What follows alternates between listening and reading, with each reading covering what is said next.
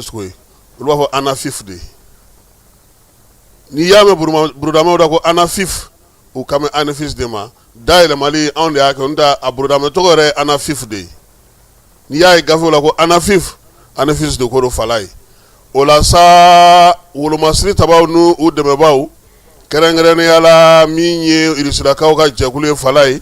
gaca ani MSA ka bɔ min ye Menakakaw fɛ yen u bɛɛ lajɛlen jɛra sa ka min ye anafisi ale kɔnɔna ni a kɛnɛmana k'a lajɛ sa k'u bɛ a larawulili baaraw kɛ jugumafɛn minnu bɛ yen ani waleya cɛjugu minnu kɛra ye kunun ni kunnasiri ko k'olu bɛɛ lajɛlen salo kɛlɛw marifakanw olu dalen kɔfɛ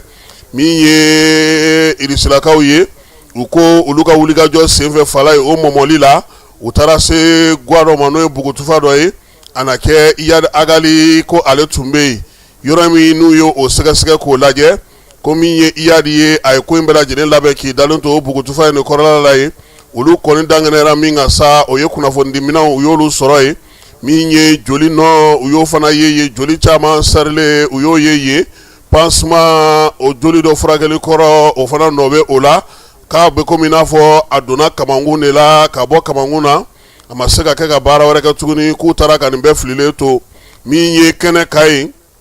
u ye photo fana sɔrɔ ye fala ye photo minnu na pistolet o bɛ garde corps bolo n'o ye Iyad ka garde corps ye u y'olu photo fana sɔrɔ ye anafisi yɛrɛ kɔnɔna sa u ye ja minnu fana ta u taalen waati min na yan'u ka baabu daminɛ u ye nin bɛɛ lajɛlen sɔrɔ guwa in kɔrɔla la ni Iyad Agali olu ko ko yen k'a tun bɛ yen juillet kalo tile 4 nɛgɛ kanɲɛ 5 tɛmɛnen ni miniti 30 ye jɛkulu marifatigi lakodɔnbaliw n'olu ye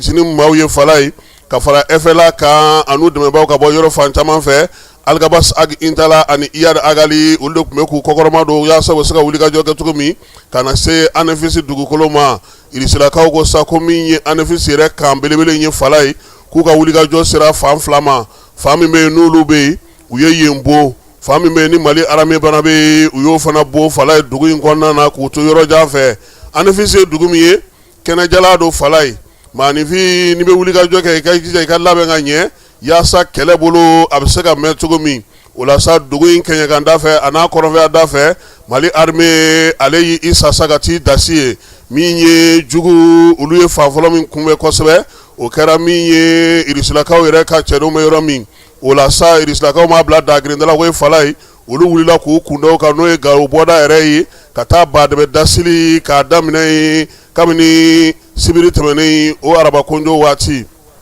wulikajɔ in senfɛ u y'a yira sa k'a fɔ k'u kɔni taara sɔrɔ sa maa ninnu fala ye k'u kun ka ca ni maa ba 5 ye min ye mɔbili min tun b'u bolo a bɛ mɔbili 1000 bɔ blindé mɔgɔta mɔbili pick-up moto kɛlɛkɛminɛnw maa dɔw bɛ o la olu bɔra libikaw fɛ yen dɔw bɔra alizerikaw fɛ yen dɔw bɔra Mauritanie Burkina Faso Tchad Niger Nigeria ani Côte d'Ivoire irisilakaw ko nin bɛɛ lajɛlen u ye nin fɛsɛfɛsɛ u ka kɛlɛkɛminɛnw n'u ka kɛlɛkɛcogo n'u ka kɛlɛkɛminɛnw n'u ka fɛɛrɛ minnu tun b'u sen kan drone fana o fana tun b'u bolo mortier ka taa fara sa drone min bɛ ni ale drone kamikaze ye canon min bɛ fala n'a bɛ se ka fɛn ci k'a to sanfɛ n'o ye canon aérien ye ani mitrailleuse belebelew ko nin minɛn de tun b'u bolo olu kɛlen ka firiw kan olu nana ye k'a fɔ n'an ko an damani bɛ an ka nin ko in kan an ye kun fɔlɔ min kɛ fala ye an k'an kɔtɔrɔ ma bɔ olu ye fɛɛrɛ kurakuraya sa ka segin kɔfɛ ka taa labɛn sabati min ye anafisi kan kɔnɔna na u ka minɛn minnu bɛ yen n'o fana ye gosibaliw ni wulibaliw ye u y'u bolo da olu bɛɛ lajɛlen kan o de kɔfɛ sa i b'a dɔn k'a fɔ ko ni nin sugu bɛ yen n'i y'i ka minɛn bɛɛ bila baara la fala ye i bɛ kunnafoniw sɔrɔ o de la olu ye benna kunnafoniw kan k'a yira sa k'a fɔ ko faransika dɔw bɛ u cɛla ye u y'olu ka kunnafoni sɔrɔ u ka kunnafonidi siraw fɛ Ukrainikaw u y'olu fana sɔrɔ maa dɔw fana bɛ kɛlɛdaga la olu minɛlen kɔfɛ fala ye u y'olu fana ɲininka olu y'o kuma kelen de f'u ye koyi k'u ye kalanw kɛ faransikaw de tun bɛ ka kalan k'u kunna Ukrainikaw tun bɛ ka kalan k'u kunna ka kɛ ni irisilakaw ka laseli ye u ka bɔlɔlɔ sira fɛ fala ye min ye sɛbɛn kelen in kɔnɔna na irisilakaw y'a yira sa k'a fɔ k'olu kɔni ka wulikajɔ n'u ka cɛsiri o sera ka maa ninnu k'u ɲɔni ka bɔ yen ɲɔni ka bɔ yen u fana taara u ka archerie an'u ka drone mɔbili minnu b'u bolo n'o o ye pick-up ye u donna olu kɔnɔ kalo tile 4 min ye jɛkulu marifatigi lakodɔnbali ninnu ye sa n'u kun nana ka n'u firi anafisi kan u sera k'u bɛɛ lajɛlen kɔ kari kelen kelen armée ka taa se irisilakaw olu ma kalo tile 5 armée ka minɛnw de tun bɛ fɛ ka bɔ Gawokaw fɛ Falaye k'i kunna ANEFIS ka yaasa u bɛ se ka na dɛmɛ don cogo min na wolomasiri tabaw ma Bamanchɔri Njugawale wale kaba ninnu nana ye k'a fɔ ko da jigir'u la kosɛbɛ u ka sɔrɔ sa ka taa ngara dali daminɛ o ɲɛ ka ANEFIS dugu yɛrɛ to yen o de sa yangadi yen Falaye min ye Gacha ye ale cɛdenw ani MSA cɛdenw ka taa fara wolomasiri tabaw ka Falaye olu de wuli ka jɔ kɛ sa ka taa min ye convoi bɛ se ka don cogo min convoi Falaye heure 3 kɛra a kunkanko fɔlɔ la han sabula ko mobili minnu bɛ yen ni mugujugu bɛ don kɔnɔ n'a bɛ pɛrɛn u kun y'o 5 labɛn pick-up mun kun b'u bolo an'u ka kɛlɛkɛcɛ minnu tun bɛ yen n'olu tun bɛ dugu ma fana n'olu tun kɛlen don k'u yɛrɛ kɛ ko dugukolo itu dɔn n'u dugukolo dɔn ka bɔ ɲɔgɔn na cɛncɛnfuga dɔn ka bɔ ɲɔgɔn na Falaye olu fana tun bɛ yen nka taamakɛlaw ka 30 sara o la min ye mobili ninnu ani drone ninnu olu bɛɛ lajɛlen halakira o senfɛ min ye wulikajɔ in ye sa a y'a to fo kana se kalo tile 9 ma wolomasiri tabaw ni u dɛmɛbaaw u kɔni y'a jira sa k'a fɔ ko tun bɛ nin baara in de la ANEFIS a n'a marabolo kɔnɔna na Africa Corps maaw y'a jira sa k'a fɔ ko ANEFIS dugu yɛrɛ u y'u ɲɔni ka bɔ yen pewu Bamanchɔri Njugawale kabaw kɔni bɔra yen pewu ka bɛn kalo tile 8 ma min ye jɛrɛjɛkulu in ye a ma dan o ma koyi a y'a ka suw jate k'a ka balotaw jate minɛn minnu b'a bolo k'olu jate a ka sɔrɔ ka 5 doni daminɛ fiɲɛ na sa k'i kunda min ye Alizeri fanfɛla kan joginenw ani maa minnu sera ka taa minnu ma se ka taa u y'a bɛɛ lajɛlen salo ka bɔ ANEFIS kɔnɔna na o la sa kalo tile 9 sɔgɔma u tilala ka taa tuguni dɛmɛ ɲininen ye u nana bingali daminɛ Tabarasatikaw fɛ Falaye o de ye convoi kunbɛko 2nan ye sabula convoi in a sɛgɛnna sira la dɛ nka a kɔni sera ka don ANEFIS dugu kɔnɔna na o la sa nɛgɛ kanɲɛ 8 o tɛmɛnen kɔ kalo tile 9 a nana ye k'a fɔ sa ko min ye wolomasiri tabaw ye u yɛrɛ danganamaya ka sa k'a fɔ ko baara min bɛ sen na nin ye Falaye ko Iyad Agali ani Algabas Ag Intala k'olu de bɛ ka baaraw bɛɛ lajɛlen kɔkɔrɔma don sabula u ye kibaruyaw sɔrɔ u ka kibaruya di siraw fɛ kɛlɛkɛcɛw jɔcogo ani kɛlɛ falencogo ani baaraw kɛcogo u ye fɛn o fɛn fɔ o la sa an ka maaw ye nin bɛɛ lajɛlen lamɛn fɔlɔ ka sɔrɔ ka wuli ka bɔ boloda mobili minnu tun bɛ kan ka don fan minnu fɛ u kan ka minɛn minnu bila fan minnu fɛ an'u tun b'a fɛ ka dugu yɛrɛ lamini cogo min ka kɔtɔrɔmabɔ kɛ n'u ye dɔɔni ka sɔrɔ ka fɛrɛ u ma kosɛbɛ min ye Africa Corps maaw ka bataki la ko nin de kɛra min ye tiriw ye o de jugara o waati la sa Falaye u ka blendew wo u ka BMP3 wo ka taa se u ka BTR ma wo u nana ni minɛn fɛn fɛn ye pankuru de ye lamaga daminɛ o la sa sabula olu yɛrɛ de ye kibaruya di kibaruya nin nana sɔrɔ kibaruya di siraw fɛ k'a jira k'a fɔ u bɛ ka min fɔ nin ye nin minɛn in bɛ nin yɔrɔ in na nin bɛ nin yɔrɔ in na an ka mɔgɔ ka sɔrɔ ka baara kɛ ni pankuru ye sa ka t'olu bɛɛ lajɛlen kari ka bɔ yen pewu min ye bɔmu kɔni a ma kɛ foyi ye cɛncɛnfuga ale cɛmancɛ la waati min na u y'a dɔn sa ko jugu kɔni ko se t'a ye tuguni u ye wulikajɔ daminɛ sa kalo tile 9 o wuladafɛla la ka mɔmɔli kɛ sa ka kow bɛɛ lajɛlen jateminɛ o la sa u taara bɔ bugu in kan bugu min ni Iyad yɛrɛ ka bololaminɛw caman yer'o kɔnɔna na tamasiraw y'a jira sa k'a fɔ k'a joginen kɔni taara ka bɔ yen ka taa min ye Alizerikaw olu fɛ yen nin baara min kɛlen filɛ nin ye u y'a jira sa ko a kimɛli ko ta nasira fɛ irisilakaw ka fɔli la Falaye ko min ye Bamanchɔri Njugawale kɛbaa kɔni olu ka jate la 2,000 ɲɔgɔnna o fatura ko in senfɛ min ye mobili 300 min ye blindé 10 ka taa se pick-up ale ni canon Zu 23 ma ko u y'o 20 bɛɛ lajɛlen halaki mortier 21 minnu kalibriw tɛ kelen ye u y'olu fana halaki ko in senfɛ ɲɛmaaba fɛn fɛn nana sa n'a bɔra Iyad yɛrɛ ni Algabas la Falaye a tɔ bɛɛ lajɛlen u y'a bɛɛ lajɛlen fa o ko sira fɛ wa min ye Iyad yɛrɛ ale yɛrɛ joginna fana a ka ɲɛmaa dangaw ka taa se FLA ɲɛmaa dangaw ma olu bɛɛ lajɛlen tora yen min ye Bilal Agsherif ka lakɔlɔsiliba n'o y'a ka garde corps o fana tora ko in senfɛ Abdurahman Zaza n'o yɛrɛ ye Iyad fana ka baara dɔrɔn ye o fana tora ko in senfɛ maa caman de bɛ yen olu su bɔrɔntɔlen yera ANEFIS ni a lamini bɛɛ lajɛlen na k'o dɔngalakari an ka wolomasiri tabaw fɛ nin bɛɛ de kɔfɛ sa Falaye kunun k'o surɔ an ka armée ɲɛmaaba ni u ko k'a fara kan fana ko kɛlɛ in na Falaye kɛlɛ in bɛ senna kuma min kuma jatigitan caman fɔra pankuru yirala ko minnu gosira ko n'o ye armée ta ye k'o t'olu ta ye o pankuru yɛrɛ tɛ armée yɛrɛ bolo minɛn fana yirala k'a fɔ sa k'olu tiɲɛna ko olu ye armée ka minɛn tiɲɛnw ye ko nin kibaruya ninnu caman zen ko maa ma kala don u ɲinina ka bɛn ni a ye ko sabula bɛɛ lajɛlen tun ye ko in faamuya nin bɛɛ de kɔfɛ sura sa Falaye an yɛrɛ ka Jean-Élisée Dawu ale taara Radio Mali la a ko terrorisme fara ale bolo a bɛ ba kelen bɔ fala ye blende min tiɲɛna a bɛ blende 14 o ɲɔgɔnko bɔ u ka mobili min bɛ yen n'u bɛ baara kɛ n'o ni fɛɛrɛ kɛrɛnkɛrɛnnenw kun n'u tun bɛ ka baara kɛ n'o n'a fɔ ma ko véhicule tactique o 54 Jean Élisée ko ten moto 300 ɲɔgɔnko o tiɲɛna kununko a ye min fɔ radio Mali mɔgɔw ye télévision ba la an ka jɛ ka o lamɛn ani Lamini Sisoko o de bɛ ka ɲininkali kɛ a la.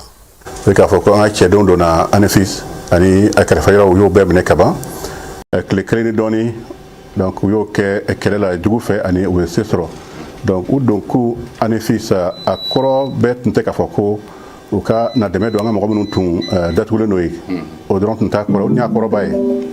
nka a kɔrɔ wɛrɛ tun ye min ye ni i bɛ a jateminɛ i b'a dɔn k'a fɔ ko a bɛ dɔgɔkun damadɔ bɔ an tun ye Kidal dugu ani Tesali dugu bila parce que an y'a kɔlɔsi kuma fɔ n'an wulila mɔgɔ jugu kama u bɛ dogo de u bɛ dogo n'u ka minɛnw ye ani u taaraw tun ka ca ani a tun ka gɛlɛn an k'u ye walasa an ka se ka u kɛlɛ nka le fait que an y'a to u gɛrɛla ANEFIS la kosɛbɛ an ye Kidal dugu bila u miirila k'a fɔ ko o ye fɛlɛ ye u fɛ min b'a jira k'a fɔ ko se t'an ye donc an bɛ ɲini ka bɔnɛ ni dugu fila ninnu na donc u nana ka caya ANEFIS da la donc o tun ye an ka ko labɛnnen dɔ fana ye o y'a to an sera ka fɛrɛ u ma kosɛbɛ o la bi n bɛ se k'a fɔ ko ANEFIS kɔni a b'an bolo siga si t'a la ani fana ani a kɛrɛfɛ yɔrɔw bɛ an ka mɔgɔw bɛ yaala yaala la a yɔrɔw bɛɛ la donc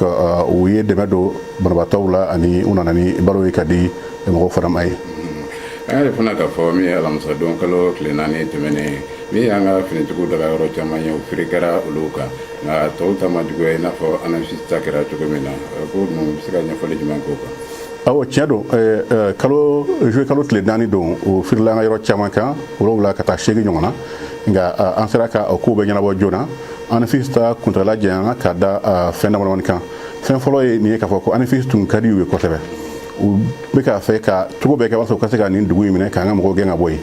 donc o de tun ye u ka laɲini ye ani fana anw fana ta tun ye min an tun b'a fɛ u ka bɔ kɛnɛ ma de u ka bɔ kɛnɛ kan parce que an b'u gɛn kuma bɛɛ u bɛ dogo yɔrɔw sɔrɔ u bɛ frontière traverser ka taa jamana wɛrɛw la donc an y'a kɛ cogo dɔ la min b'a to an bɛ u nɛgɛ u ka se ka gɛrɛ ANEFIS la pour an ka se ka fɛrɛ u ma ani u y'o fana de kɛ u gɛrɛla ANEFIS la ani an fɛrɛla u ma a y'a kɛ to n ka profiter a ka micro fɛ an ka cɛden minnu tora nin kɛlɛ la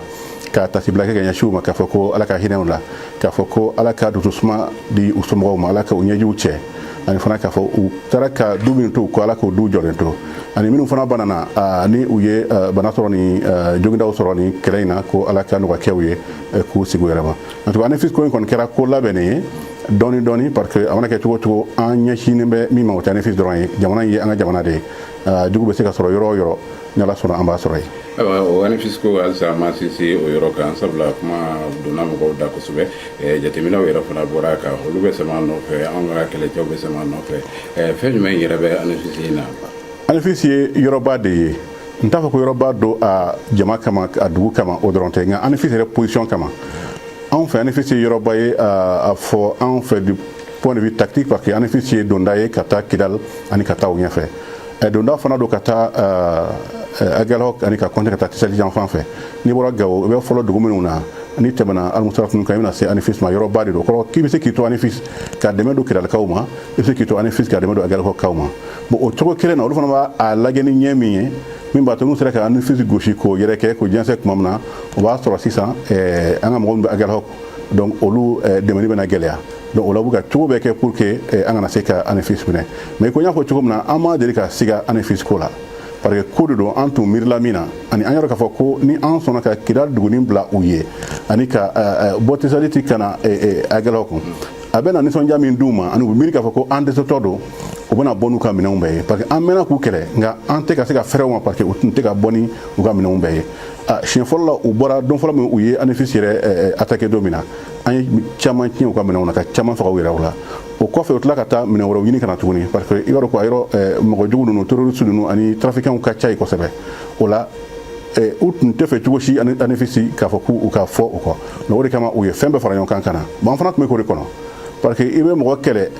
a tigi bɛ i bɛlɛ n'i bɔra a bɛ dogo jamaw cɛma a bɛ don sow kɔnɔ tuma dɔw la mɔgɔ dɔw b'u bolo dugu kɔnɔ minnu b'u dogo donc u ka maramafɛn ninnu yɔrɔ bɛ yen u bɛ t'u dogo yɔrɔ minnu na n'u tɛ se ka ye nka komi u nin tun bɛ ANEFIS kan ala an fana nin tun bɛ ANEFIS kan ka tɛmɛ u kan donc o la an y'a to u farala ɲɔgɔn kan yen walasa an kan ka baara min kɛ an ka sɔrɔ k'o baara kɛ n b'a dɔn yanni u ka wuli ka bɔ nin gosili la a tɛna nɔgɔya u ma. jugu yɛrɛ y'a dɔn a ye min ye a y'a dɔn anw fana ye min ye o ye fɛn dɔ ye parce que ANAFIS kɛlɛ a ma nɔgɔya o ma gosili minnu kɛra an ye fɛn caman sɔrɔ o bolo an y'u ka minɛn caman tiɲɛ tiɲɛ don an fana ka mɔgɔ dɔw tora la nka tiɲɛni min donna o kun o ni an ta tɛ sanga fiyewu donc a bɛna yɛlɛma don a la parce que fanga min tun bɛ u bolo ni u bɛ se k'a fɔ k'u bɛ an kɛlɛ caman bɔra o fanga la n m'a fɔ k'a fɔ k'u tɛ se ka dɔwɛrɛ sɔrɔ parce que jamana dɔw bɛ k'u dɛmɛ nka a tɛna nɔgɔya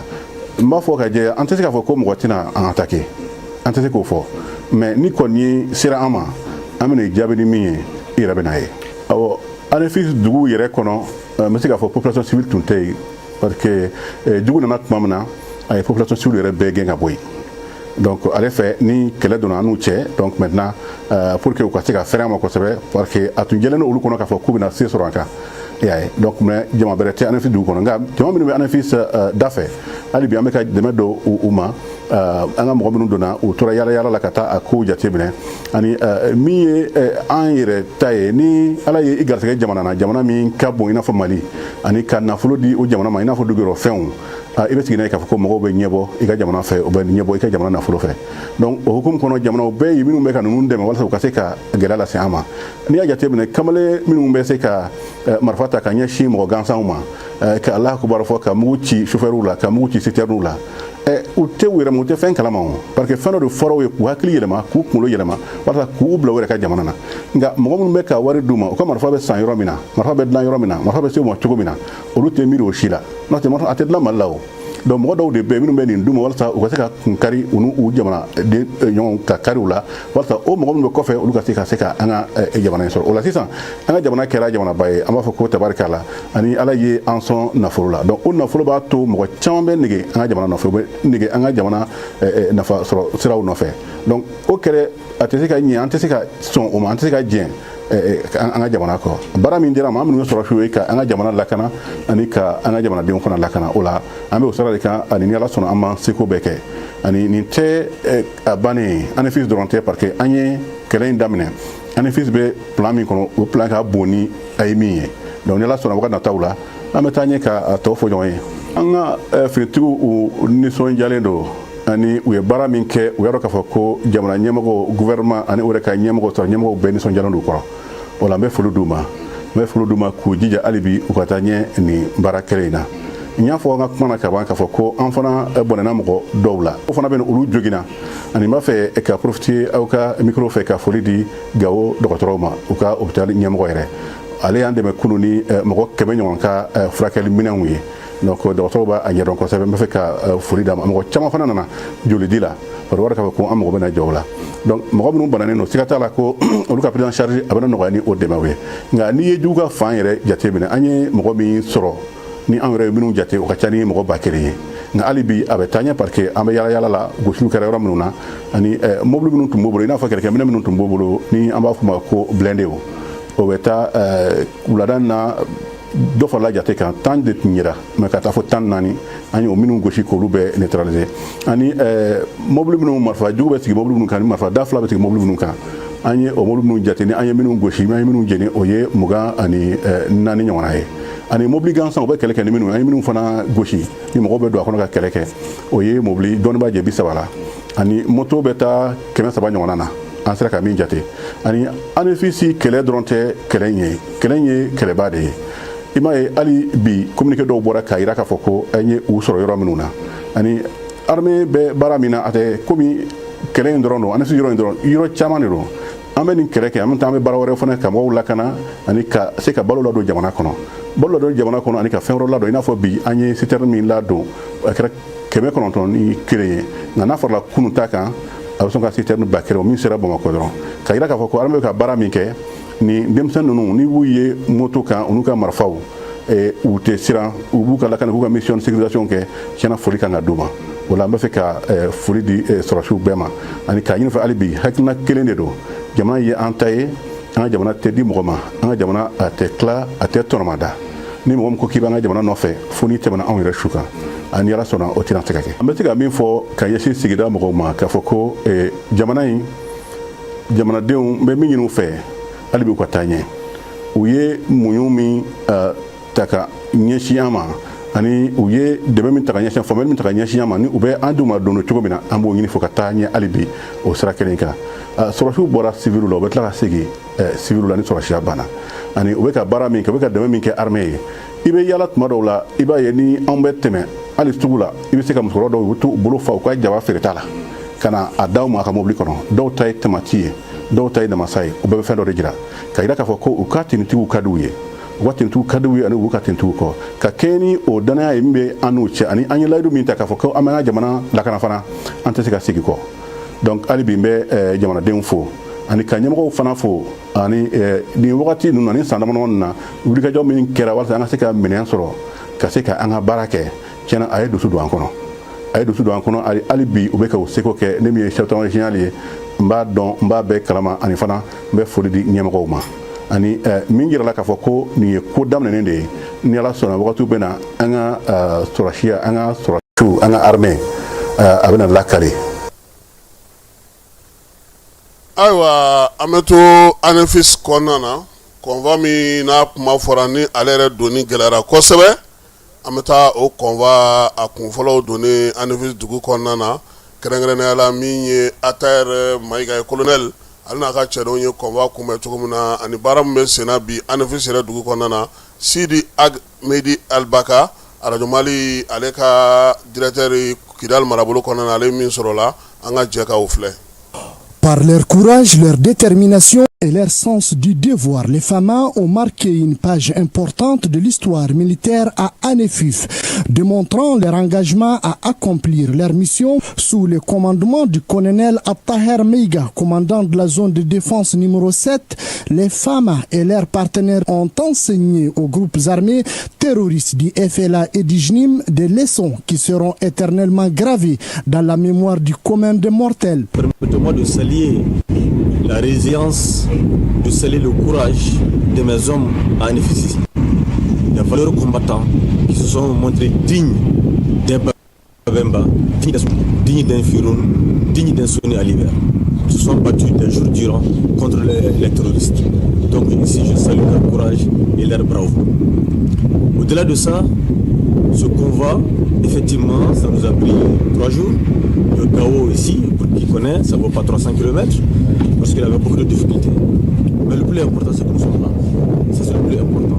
Aujourd'hui, vous le voyez, aujourd'hui, quand je vois le sourire sur les lèvres de mes hommes, c'est une grande fierté. Je dis merci pour mes hommes, merci pour la hiérarchie militaire, pour toute la confiance. Les unités déployées viennent consolider les dispositifs opérationnels afin de poursuivre les opérations de sécurisation dans la région de Kidal et procéder à sa pacification totale. La bataille de ANEFIF est la preuve que la détermination des FAMA est un cas d'école. Des centaines de morts et des milliers de blessés allongés à Kidal, Talhandat et Kharbay. En somme, à ANEFIF, la dose était sévère dans les rangs du JNIM et du FLA.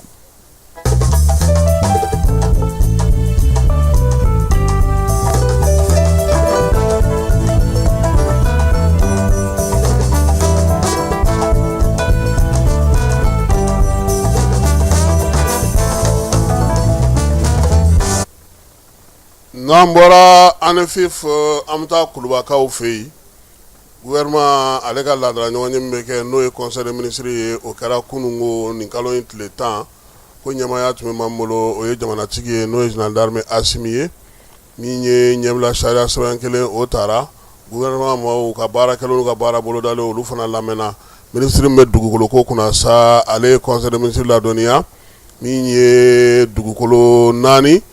n'o ye titre foncier 4 ye ale nu y'o di nin waati na sɛnɛ ministre so ma min ye titre foncier ninnu ye sa u bɛɛ lajɛlen kɔni bɛna di maninkala ale de kɔnɔna na a fɔlɔ o ye taari 4 santiyari 22 ale ni ari 22 ale ni santiyari 35 filanan o ye taari 50 ye min ye ari 32 santiyari 27 ye min ye sabanan ye sa o ye taari 9 ye santi ari 12 santiyari 23 ye nanina ani a laban o bɛ bɛn sa taari 22 ma ari 35 min ye santiyari 22 ye nin bɛɛ lajɛlen kan ka di Samangɔkaw fɛ Kati marabolo kɔnɔna na komi ni mande ale kɔnɔna na yaasa sɛnɛkɛlaw ka minisiriso ale kan ka baara min kɛ sɛnɛ la yiriwali la an ka jamana kɔnɔ dugukolo ninnu dikun ye u ma o ye anu ka ɲɛnajɛ yɔrɔ minnu bɛ sa n'u kan ka ɲininiw kɛ ka y'olu sigi sen kan min ye balo suguya bɛɛ lajɛlen bɛ se ka lajɛ cogo min na ka tɔbɔtɔ yanni a ka taa foro kɔnɔnaw la ale ni nakɔ sɛnɛ baaraw a dikun ye o fana ye nin waati in na bayɛlɛmali fana u bɛ se k'o fana boloda a ko kɔnɔna na gouvernement kɔni y'o d'u ma minisiriw ka baara bolodalen n'u ka baarakɛlaw hukumu kɔnɔna na sa minisiri min bɛ sɔrɔ ko kunna ale ko sa min ye UEMOA jamanaw ka jɛrɛ filanan o tun bɛ ka kɛ Burukinakaw fɛ yen juillet kalo tile 3 Aluseni Sanu y'a yira sa k'a fɔ ko baabu in kɔni ye tali kɛ sa musaka ko o kisaw la min ye UEMOA yɛrɛ kɔnɔna na musaka munumunu cogo ani fɛɛrɛ kɛrɛnkɛrɛnnen minnu sigira sen kan u ka jate minnu kɛra san 2020 ani 5 kɔnɔna na ani san 2026 san 2027 o baaraw kan ka sigi sen kan cogo min na fɛɛrɛ kɛrɛnkɛrɛnnen ni bɛnkan sɛbɛn minnu bɛ don u ni ɲɔgɔn cɛ musaka ko la munumunu cogo la an ka jamanaw kɔnɔ ani sugubulon sigi cogo la ani sugu la kɔlɔsili la fura feerew fo ka taa se vétérinaire ka baara ma u da donna nin bɛɛ la musaka min bɛ yen n'o o yɛrɛ kan ka bila u ka bolo ka san 2026 ale kɔnɔna na a n'a kɛcogo ni a labɛncogo ka taa se maaw sugandili ma minnu kan ka taa sa ɲɛmaaya jɔyɔrɔw la u da donna nin bɛɛ la Aluseni Sanu ko sa ko min ye musaka ko ta na sira kɔni fɛ sa min ye UEMOA yɛrɛ ye a sinsinna min kan kosɛbɛ sa o ye k'a yira sa k'a fɔ bɛnkan minnu kun tɛmɛna fɔ kɔrɔlen min ye assurance tigiw ka fɛɛrɛw kɔnɔna na jamana 8 kɔnɔna n'o ye UEMOA jamana 8 ye olu ka sugubulon dayɛlɛ cogo n'u ka sugubulon fɛɛrɛw sigi cogo ɲɔgɔn kan Wagadugu baabu ye tali kɛ o la laɲini belebeleba kɛra min ye sa o ye ka fɔ sa sugubulon minnu bɛ dayɛlɛ sa assurance tigiw tɔgɔ la yaasa ka se k'u sinsin k'u dili don kosɛbɛ ka taa se dugukoloko ma ale ni baara tɔ minnu bɛ u bolo n'o o kan ka sigi sen kan ko dɔ ka fara o kan yaasa u fana bɛ se ka dayɛlɛli sɔrɔ cogo min na ka se ka assurance baaraw la taa ka walankata ka taa yɔrɔ wɛrɛw la baabu ninnu fana senfɛ sa a y'a yira sa k'a fɔ kiimɛli kɛra u ye lajɛ min kɛ décembre kalo tile 29 n'o kɛra Batakaw fɛ Guinée équatoriale u ye kiimɛli kɛ o sira la ɲɛfɔli fana kɛra sa san musaka ale baara minɛ san 2025 musakaw olu kɛra cogo di assurancew ka gun kan ale ni min ye maa minnu bɛ olu ladegeli kɛ olu fana ka gun kan min ye bɛnkan sɛbɛn minnu fana sɔrɔla sa ka se ka o ko sigi sen kan ka taa se sa min ye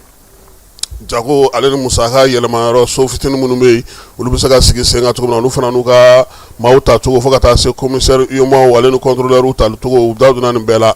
minisiri min bɛ baara ko kunna sa ale ko sa ko bɛna fɛɛrɛ sigi sen kan AES jamanaw kɔnɔna na baarakɛminɛn kura dɔ sa ka bɛnkan sɔrɔ o la jamana 3 ni ɲɔgɔn cɛ min ye nin kalo in tile 26 ye ka taa se utu kalo tile fɔlɔ ma baara in kan ka kɛ Bamakɔ kɔnɔna na yan maa ma falen olu kan ka sa ka ɲɛbila sɛbɛn kɛrɛnkɛrɛnnen dɔ sigi sen kan minisiriw olu yɛrɛ na se ka ɲɔgɔn sɔrɔ sa ka bɛnkan sɔrɔ min ye AES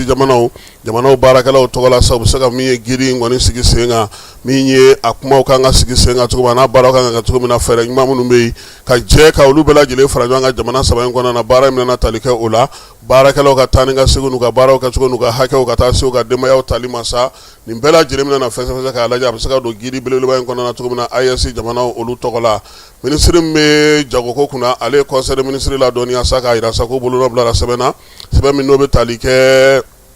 kɛnyɛrɛye tigila mankanw ani camancɛtaw olu ka baaraw kɛcogo la Mali yɛrɛ kɔnɔna na yan min ye kɛnyɛrɛye tigilama fitininw ni belebelebaw ye sa ani camancɛtaw olu bɛɛ lajɛlen jɔyɔrɔ ka bon bi kosɛbɛ an ka sɔrɔko ta na sira fɛ o la sa yaasa u ka se ka don sɔrɔ dɔw la an'u ka se ka don sugubulon dɔw kɔnɔna na sa an'u ka se ka jamana yɛrɛ fana ka sugubulon dɔw sɔrɔ ka se ka baara dɔw kɛ a ka kan nin waati in na degun minnu b'u kan gouvernement ka a lajɛ ka se ka min ye fɛɛrɛ sɔrɔ u ye fɛɛrɛ kɛrɛnkɛrɛnnen b'a to sa u ka baara yɛrɛ a bɛ se ka dakodɔn cogo min o la sa bɛnkan min sɔrɔla u tɔgɔ la sa ale kɔni bɛna to sa Mali jamana an'u ka bɛnkan in sɔrɔ bɛnkan bɛna to sa u bɛna dɔ fara u yɛrɛ ka wulikajɔ n'u ka cɛsiri kan u ka baara kɛcogo kan yaasa u fana sen bɛ se ka don sugubulon na cogo min na an'u bɛ se ka baara dɔw kɛ u yɛrɛ tɔgɔ la musakaw bɛ se k'o sɔrɔ cogo min na jamana dugukoloko minisiri ale conseil de ministre la dɔɔniya sa k'a yira k'a fɔ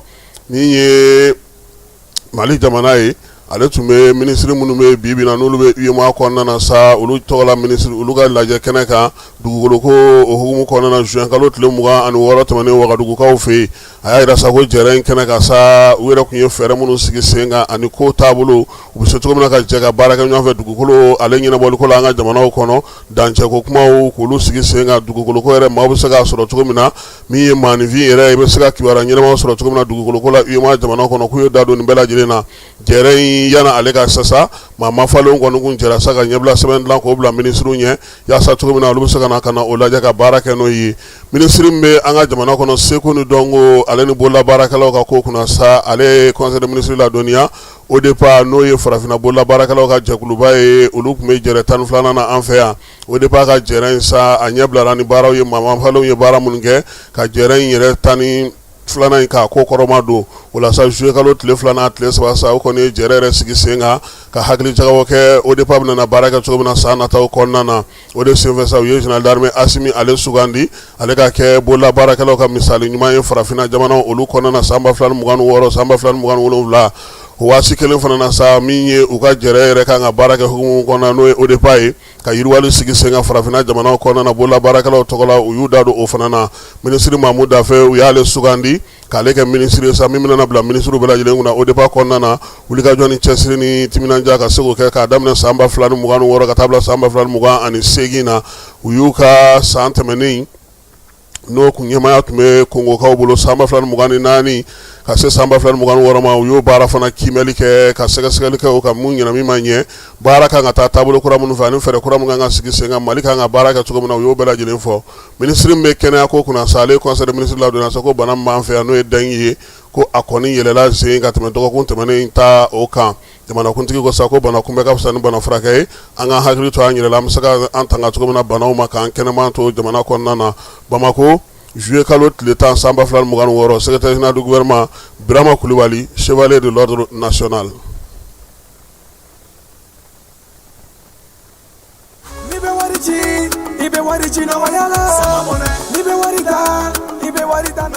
Sama mɔnɛ bi maliyɛnw jɔrɔna ko n'u hamina ko dɔn o de la sama mɔnɛ ma fɛn fara a ka wari cili musakaw kan wa a ka nɔgɔn ni Mali wari ci siraw bɛɛ ye a ma da aw ma dɛ sama mɔnɛ bi dɔ fara aw de kunna wari kan ni wari bonisi ye awɔ ni wari bonisi ye kɔni aw ka sanni kɛ ni sama mɔnɛ application ye aw bɛ wari sɔrɔ aw ka compte bonisi la ka daminɛ crédit la abonnement télé fo ka taa se courant ni ji sarali ma aw bɛ bonisi sɔrɔ nin bɛɛ la n'a ka bonisi buguna dɔrɔn aw bɛ se k'a yɛlɛma aw ka sama mɔnɛ compte la ka sanni wɛrɛ kɛ n'a ye walima ka taa wari jɛbɔ an ka lasigiden dɔ fɛ yen aw ye mɔnɛ bɔ aw yɛrɛ la a k'a si filɛ sisan ni sama mɔnɛ application téléchargeli ye Play Store walima App Store kan ka sɔrɔ k'aw tɔgɔ sɛbɛn ni sama mɔnɛ ye aw de kunna wari bɛ augmenter sama mɔnɛ i yɛrɛ ta awɔ i yɛrɛ ta ni i yɛrɛ ta ye Mali ɲɛmaaw y'a yira kunungo communiqué la communiqué min k'u ni Algérie jamana yaasa ka se ka ɲɔgɔn kuma ɲɔgɔnya kurakuraya jamana fila ni ɲɔgɔn cɛ bɛnkan dɔ ko u ye olu timɛ jamanaw ni jamanaw ta sira ɲɛnabɔli ko baara in bɛ tali kɛ o hukumu kɔnɔna na Mali lasigiden min sugandira n'o kan ka taa sigi Algérikaw fɛ yen k'o bɛna segin ka taa baara kɛ min ye Mali ale ka sankolo fana n'o o ye an ka pankurunkow ye pankuru fara sɔrɔsiw ta fara dugudenw ta kan sa k'u bɛɛ lajɛlen bɛ se ka taa Algérikaw fɛ yen u bɛ se ka segin ten Algérifaw fana ta bɛ se ka don an fɛ yan minisiri min bɛ mara kama bɔli kunna ale ni jamana ka kuma lasela général de brigade Issa Ousmane Kulubali ale ye sɛbɛn fasiri kunungo Algérie fana jabarani na kunungo y'a yira sa k'u ka jamanakuntigi n'o o ye Abdelmajid Tebboune ye ko ale kɔni ye yamaruya di u ka lasigiden ma n'o ye Kamal Retieb ye k'ale ka segin ka na Bamakɔ kɔnɔna na maa min yɛrɛ kun welela avril kalo tile 7 a y'a yira sa k'a fɔ ko min ye kunungo ye ko k'a daminɛ o la sa ko a ka segin ka na Mali la ka na a ka lasigidenya baara in kɛ min ye Retieb ye san 2000 ale ni 25 avril kalo tile 7 Algérie tun y'a wele k'a ka segin k'u bɛ taa ɲininka hakilina dɔw la min y'u ka jamanakuntigi sa u y'a yira sa k'a fɔ k'a kɔni ye nin waleya ninnu kɛ ko sabula min ye u ni Mali ye u ka kuntilennaw babu tarikuw ta nasira fɛ sigiɲɔgɔnya ɲuman ta nasira fɛ o baara bɛ se ka kɛ cogo min na jamanaw ni jamanaw cɛ sira ɲɛnabɔ baara hukumu kɔnɔna na jamana fila in bɛɛ lajɛlen k'u ye teri jamanaw ye kabini lawale la fo ka na se bi waati ma wa min ye hakili jagabaw ye sa ko o tɛna se ka to kɔ farafinna ale ka kelenya o ɲinini sira fɛ sɛbɛn in ale kɛlen kɔfɛ fala ye min ye imigariw n'u ka dɛmɛbaa jɛkulu y'a fɔ ma ko CCA olu ɲɛmaaba sa n'o ye général Gamu ye ale bataki bɔ k'a yira sa ko wale in kɔni diyara olu ye kosɛbɛ wa k'a bɛnn'olu ma ni jamana fila kɛlen ka nin kuma in fɔ nin ye ko kɛrɛnkɛrɛnnenya la min ye pankuru ko kɔni ta fanfɛla ye sa ko o diyara olu ye kosɛbɛ faaba fila in ni ɲɔgɔn cɛ Alger ani Bamako ko ka taa ni ka segin don ko ni kuma ɲɔgɔnya in ko a ka sinsin ka se ka nɔbɔ a la ko sabula nin waati na ko jamana fila bɛɛ lajɛlen mago bɛ ɲɔgɔn na kuma tɛ ko lakana ko ta nasira fɛ Général Gamu y'a jira sa k'a b'a ɲini jamana fila in fɛ nin bɛnkan min sɔrɔlen filɛ nin o ka kɛ ɲɛbila ye a kana da fiyewu jamanaw cɛ sira ɲɛnabɛ baabu kɔnɔna dɔrɔn ma fala ye fan wɛrɛw ka don a la yaasa basigi ni lafiya bɛ se ka na cogo min na a ko a bɛ min ye Général Asimi ko a b'o fɔ k'o waleɲuman dɔn min ye Algérie jamanakuntigi Abdulmajid Tebboune a b'o fana fɔ k'o waleɲuman dɔn min ye Conseil supérieur de Imgadi a n'a jɛkulu k'u dalen a la k'a fɔ fana ko Mali ani Algérie k'u n'u la sɔnnama k'u n'u bolo di ɲɔgɔn ma bɛn ni kelenya basigi ni lafiya bɛ se ka na cogo min na min ye cɛncɛn fo ka jamanaw olu kɔnɔna na min ye Imgadi n'u jɛkulu ka ɲɛmaaba Général El Hadji Gamu ale de sɛbɛn fasiri Tamzok o ye jɛkulu ye jɛkulu min ni an ka jamana kɔrɔnfɛya dugu bɛɛ lajɛlen bɛ ale kɔnɔna fala ye olu y'a jira sa k'a fɔ ko Mali ni Algérie kelen filɛ k'i bolo min ni ɲɔgɔn ma nin ye ko nin ye ko ye olu bɛ min fo ka se a dan na k'a bɛ nisɔndiya se olu ma kosɛbɛ Mali ni Algérie ka nin bolo ni ɲɔgɔn ma in k'a ka fisa ko olu kɔni a diyar'olu ye a bɛnna olu ma Tamzok maaw y'a jira sa k'a fɔ ko Algérie ni Mali kɔni ko min bɛ u ni ɲɔgɔn cɛ k'o ka bon ni fɛn bɛɛ lajɛlen ye ko kalikan min kɔni sigilen don joli kan k'o tɛ se ka to ten cogo la k'a kɛra cogo cogo furugufurugu ma ban u k'u jija nin fana kana dan min ye jamanaw cɛ sira ɲɛnabɔ sira dɔrɔn ma fala ye sira wɛrɛw ka sɔrɔ a la sa minnu olu yɛrɛ bɛna o kɔkɔrɔma doli kɛ Tamzok ɲɛma a ye foli ni tanu ta ka ɲɛsin Général d'armée Asimi ma ani Abdulmajid Tebboune ko k'u fana fɔ k'o waleɲuman dɔn min ye Tamzok ɲɛma ye maa wɛrɛ tɔgɔ ye fala ye an ka ministre don Alimamudu Ag Ilyɛn ale de ye Tamzok ale ɲɛmaaba ye an ka jamana kɔnɔ maa caman y'a jira sa k'a fɔ fɛɛrɛ min sigilen filɛ sen kan nin ye fala ye k'a bɛ maa nisɔndiya kosɛbɛ a bɛ maa nisɔndiya mun na sabula Mali ni Algérie olu taala ye ɲɔgɔn ye fɔnko ɲɔgɔn kɛra cogo cogo Mali tɛ se ka taa ka Algérie to Algérie tɛ se ka taa ka Mali to fala ye ko diɲɛ yɛrɛ kuuru kara kɔnɔna na bi ko n'i y'a ta k'a lajɛ maaw bɛ futini u bɛ fɔ ɲɔgɔn kɔ nka min ye k'a kɛ balawu kuntalajan ye a ti ban pewu ko ni bɛɛ lajɛlen y'i ka dan dɔn bɛɛ lajɛlen y'i ka hakɛ dɔn bolodi ɲɔgɔnmaw ka kɛ bonya ni karama kɔnɔna na bɛɛ k'i ka hakɛ ɲini k'o de kɔni ka ɲi nka min ye nin ko in ye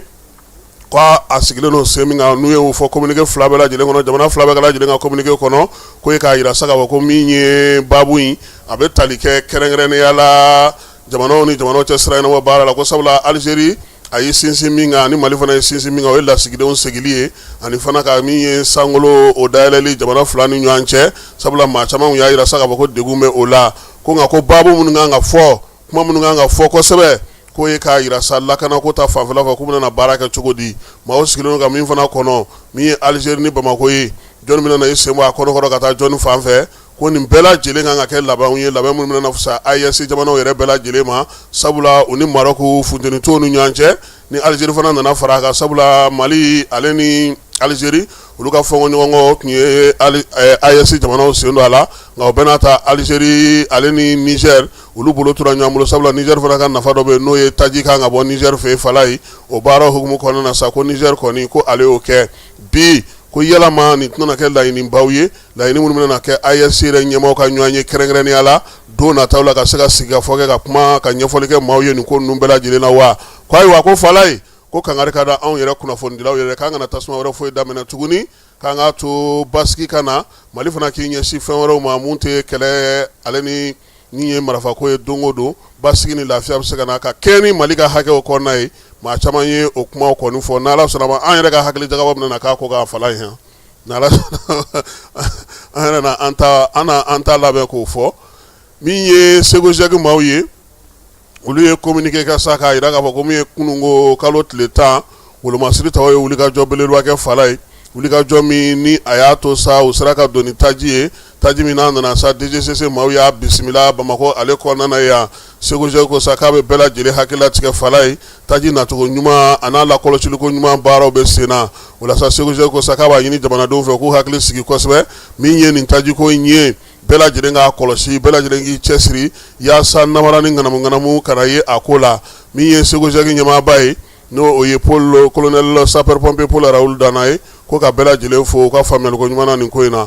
Mali halisa bɛɛ lajɛlen b'a dɔn k'a fɔ ko don dɔw bɛ fala ye olu ye bolodiɲɔgɔnma donw ye kɛrɛnkɛrɛnnenya olu bɛ sigi an ka sigidaw la an ka togodaw la min ye diɲɛ seleke naani kɔnɔna na sa coopérative olu tɔgɔla don o ye bi ye bi don hukumu kɔnɔna na sa maa minnu bɛ n'olu bɛ jɛ ka baaraw kɛ ɲɔgɔn fɛ n'o ye musolakaw ye ale ni maa wɛrɛ minnu bɛ n'olu ye sɛnɛkɛlaw ye nin bɛɛ lajɛlen tɔgɔla don de ye bi ye fala ye n'o ye coopérative ye Mali la sɛbɛn k'a fɔ ko coopérative jɔyɔrɔ ka bon kosɛbɛ an ka togodaw la sɛnɛkɛko ta na sira fɛ baganmarako ta na sira fɛ jago bololabaara ale ni kɛnyɛrɛye sigilamaw olu caman kɛlen don ka jɛkuluw sigi sen kan u bɛ se ka ɲɔgɔn dɛmɛ cogo min na min ye sɔrɔ bɛ se ka na cogo min na ɲanfamaya bɛ se ka na cogo min na sanni feere bɛ se ka nɔgɔya cogo min na ko nin sigilen don yɔrɔ caman na Sikasokaw fɛ yen coopérative min bɛ fala ye k'a ka ca kosɛbɛ min ye Kɔrɔtimu Kone n'a ka maaw ye olu fana b'u sɔn ye fan dɔ in fana fɛ sa min ye muso 60 ɲɔgɔnko ye olu bɛ sɛnɛko ta na sira fɛ dɔw ta ye bibi na min ye kabakurunin dilan ye fala ye situlu ale ni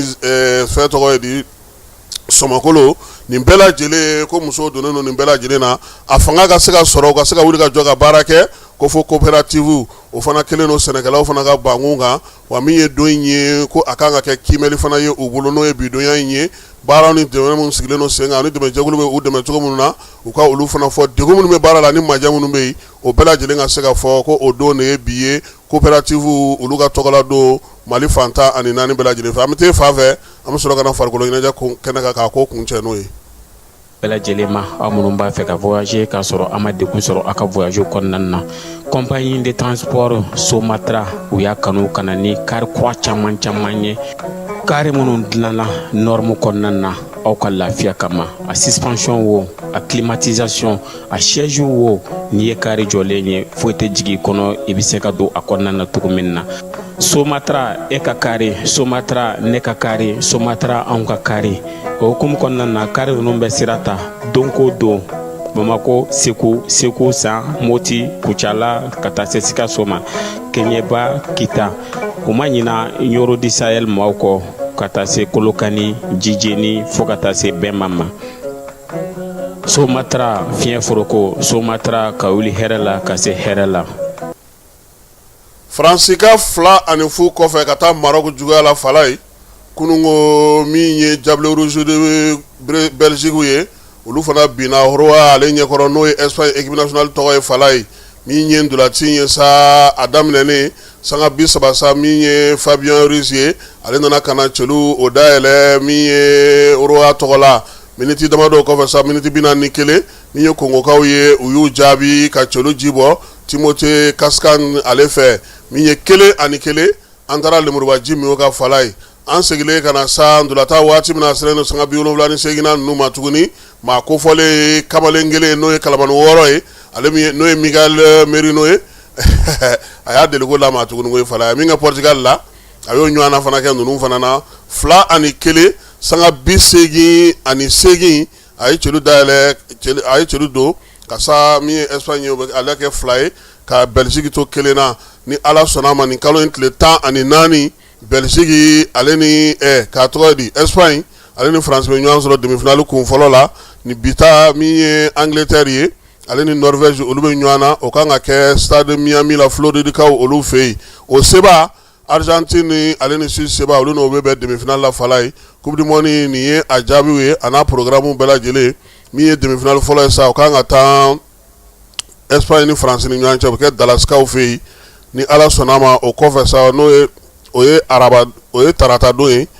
tarata don juillet kalo tile 14 araba don sa n'o juillet kalo tile 15 ye maa minnu mana se bi ndolata ni sini duuru demi-finale o kɛnɛ kan n'Ala sɔnna ma fɛn fɛn mana bɔ a la u n'o sɔrɔ k'u to jani ale sanfɛ ka bɛɛ fo ka bɛɛ waleɲuman dɔn maa maa kun sɔgɔlen nana bi ko min ye u tulow n'u ɲɛw garisigɛ o kɛra nin de ye an b'u fo k'u waleɲuman dɔn Seku Tayiru Ayidara an b'a fo ale min b'an lamɛn Tubakurakaw fɛ yen ko Ala ka sijan ani kɛnɛya di an n'a bɛɛ lajɛlen ma a k'an bɛn waati wɛrɛ. Rentrée académique 2026-2027, votre avenir commence ici. Chers étudiants, nouveaux bacheliers, professionnels du secteur public et privé, l'Université africaine franco-arabe UPAFA a le plaisir de vous annoncer l'ouverture des inscriptions pour l'année académique 2026-2027 en licence, master et doctorat. Rejoignez une institution engagée dans l'excellence académique, la recherche et la formation de leaders capables de relever les défis de demain.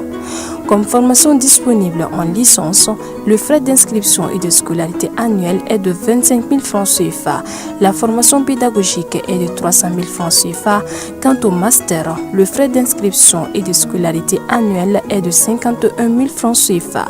Et pour la formation pédagogique est de 500 000 francs CFA par an. Enfin, le doctorat, le frais d'inscription et de scolarité annuelle est de 65 000 francs CFA. Comme formation pédagogique est de 1 200 000 francs CFA. Les places sont limitées. N'attendez pas la dernière minute pour garantir votre admission. Une seule adresse à retenir, rectorat UPAFA Sotuba à Seya, près du monument de la Victoire. Faites le choix de l'excellence. Construisez votre avenir. Inscrivez-vous dès aujourd'hui pour la rentrée académique 2026-2027. Université africaine franco-arabe UPAFA, ensemble vers le savoir, l'innovation et la réussite.